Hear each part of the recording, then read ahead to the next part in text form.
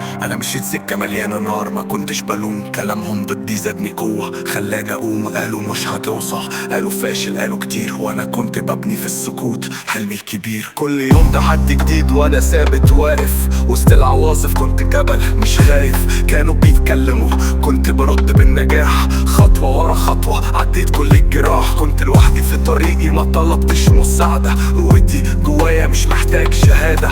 حوضهم سلاحهم وانا درع الصبر، عديت فوقهم واصبحت فخر. كلامكم ضدي خلاني نار، زادني باصرار. انا اللي بكسر اي حاجز، ماليش اختيار. مشيت سكة الصعب، رفعت الراية، واي حد كان بيشك خلاص نهاية.